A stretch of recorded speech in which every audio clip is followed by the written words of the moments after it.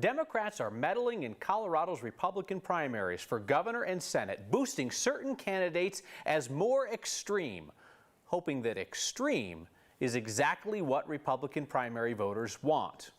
Democrats actually want the same thing, thinking that those more conservative candidates will be easier to beat in the general election. Politics guy Marshall Zellinger looks at the strategy.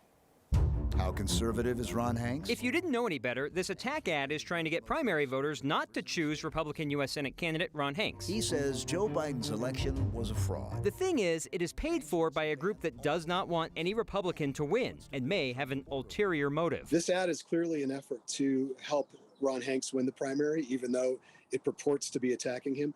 And the reason is that because he's the one they would rather run against in November. Former Republican state representative and now unaffiliated voter Rob Whitwer does know better. First, let's get the disclaimer out of the way. He supports Hanks' opponent, but opposes this type of political ad. In this case, I support Joe O'Dea. However, for me, this is bigger than any one race. This is really about the integrity of the electoral process. He points out that the ad highlights how conservative Hanks is, which could benefit Hanks among Republican voters in the June 28th primary. Whitwer, along with former 9 News political reporter Adam Schrager, wrote The Blueprint, How the Democrats Won Colorado and Why Republicans Everywhere Should Care.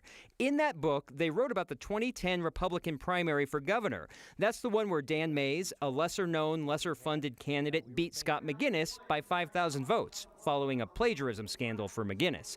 In that race, the Democratic Governors Association from Washington, D.C., contributed to political ads attacking McGinnis, which benefited Mays, who turned out to be the easier candidate for Democrats to beat. When we see it now, we recognize it for what it is, which is manipulation of a party primary. What do we really know about Republican governor candidate Greg Lopez? The same technique appears to be happening in the Republican primary for governor. This ad, appearing to attack Greg Lopez, also paints him as the conservative candidate, which might be attractive to Republicans voting in the primary. The Colorado Information Network is spending $400,000 on this ad. In 2018, Colorado Information Network paid for political ads supporting Democratic candidates and opposing Republican candidates. It's common to have dishonesty and deception in political races, but this is a level of deception that goes beyond what we're accustomed to seeing, and it crosses a line, in my opinion.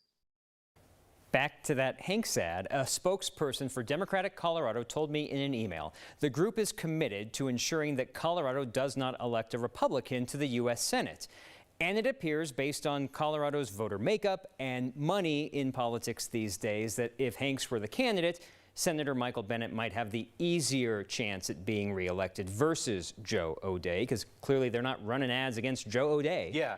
It also says something interesting about the way that they know that viewers respond to these ads when they see something that they think is coming from the opposition, you know, where conservatives see an ad calling somebody a conservative nut job and they're like, ah, that's my guy, or liberals see one that says, ah, that guy's a conservative wacko. Ah, somebody after my own heart, you know. We're so programmed to respond to these ads. Right, but because it's a primary, and I mean, unaffiliated can vote in the Republican primary, but this is for Republican voters to say, wait a minute, he's the conservative, maybe he's my guy, and Democrats who aren't voting in the Republican primary are like, whoa, I don't want that guy. Yeah. Doesn't matter because they don't vote. Will it matter? I'm not actually convinced.